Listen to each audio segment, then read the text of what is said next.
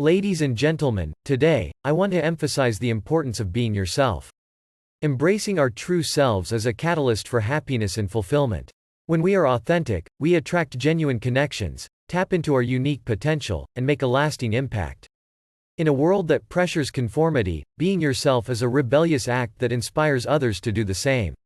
So, let go of masks, embrace your individuality, and unleash the power within. You are remarkable just as you are. Be unapologetically yourself, and witness the extraordinary life that unfolds before you. Thank you.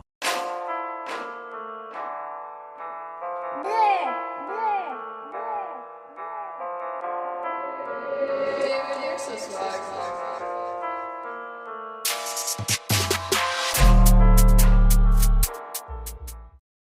Stay in your lane. This is today's video. Stay in your lane. You know, I don't want to rush my life personally. For me, I don't think there's a need to rush life.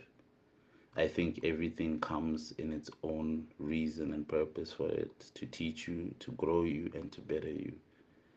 The problem is when you are trying to play someone else, is that you are taxed with that identity. I think even Tumisoko once said it, he's like, being cool is expensive. Just be yourself. I remember a friend of mine, he told me just recently, he's like, bro, you're cool.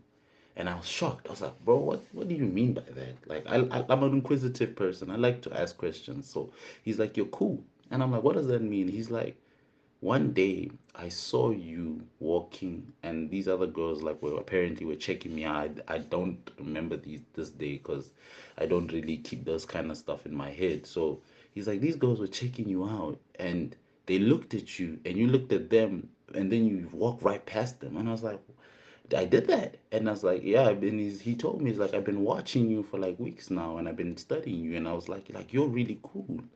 And I'm like, what? And I don't get it. You know what I'm saying? So like for me, like this is how I am. I'm not like trying to be cool, or this is just how I behave, you know? And as he was saying this, and I was like, oh shit, I never really saw myself like that. And even in discovering that, it's like I stay in my own lane. I'm not. People will often think I'm like looking for attention and stuff, but I'm not. Realistically, I just have a high personality. I have a high self-esteem. You just think less of yourself. I love the way like people have designed opinions about me based on what someone else has said. You know what I'm saying? How many people think they know you when you think about it? Like they don't actually know you. They've never had a convo with you. And even if they did, they probably had like maybe a good 10 minutes and think, oh, this guy's arrogant. He's full of himself. How do you know that? You only heard me just because you have a low self-esteem. That's not my fault, bro. I remember even a friend of mine, she was like, you when you like you shouldn't make fun of certain people. I'm like, dog, you're gonna have to grow a backbone, because at some point people are gonna make fun of you. And this goes back to what I was saying, staying in your own lane. When you stay in your own lane, you realize that your path has its own challenges. You know, for example, I rather solve my own problem than wonder what are yours. It's not like me solving yours will fix any of mine, realistically. I can speak wisdom into your life, I can try my best, but at the end of the day, we're all running our own races and we are all responsible for our own lives. At the end of the day, when you wake up 10 years, 5 years, 30 years from now, you're going to be looking at your life and asking the question, who was responsible for the outcome of my life? Last time I checked, it wasn't your mom, it wasn't your best friend, and it wasn't your sister. It wasn't even, for example, it's not even your teachers. It's you. You made those choices. You did what you did. You are held responsible. So ask yourself, am I making the right choices to be where I want to be tomorrow? Because life won't wait for you to be ready. I remember I just read this phrase today. It was like, as soon as a pupil is ready to learn, a master will be presented. But here's the problem with life: whether or not you're ready, you're still going to get the teacher. It's still going to mentor you, irrespective of whether you're ready or not. Adversity will teach you how to handle problems. Problems will often be given to you, and you're given two buckets.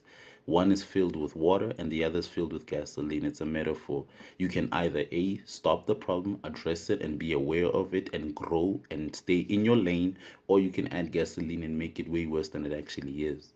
We're always given a choice every day from the moment we wake up to choose whether we can be great or whether we stay in our old unproductive habits. That's a choice we're constantly being presented with us every single day. Life is hard, but when you stay in your lane long enough, you realize that this is the path God designed for me, and it's not supposed to be understood by others. If you're waiting for applause to move forward, you won't do move. You, bruh, trust me, you're not gonna go as further as you think it is. I remember another phrase. It was spoken by a Chinese wise man. He said that if you're only going to run when the sun is clear, you're not gonna go very far. That's the problem. You have to be willing to walk in that adversity. And we often have to let go of the burdens of yesterday.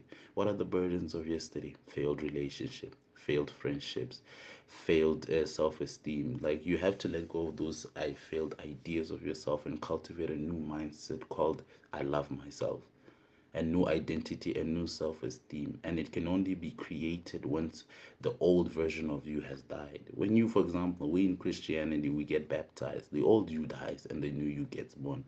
One thing, my biggest issue with Christianity is that a lot of people go to church and say they love God, but the same God they're busy praising is not a God that just pays bills and, like just go there and you just sing songs with your friends and then just go home. You can have more for your life.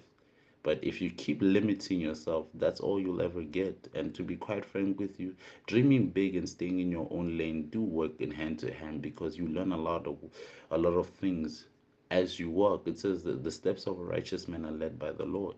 So if the Lord is leading you, why aren't you at your highest peak? And they're like, no, life is hard, life is unfair. Guess what? Life is unfair for everybody. But we're often presented every day to improve in the form of choices. And most of us choose poorly and think that we need to be someone else to enjoy our life. Your vessel has enough of all the gifts that will manifest in your life so you can be successful. All you need to do is tap into those gifts and ask the one who gave you those gifts, how can I build them and how can I cultivate them to be the greatest success that I can be?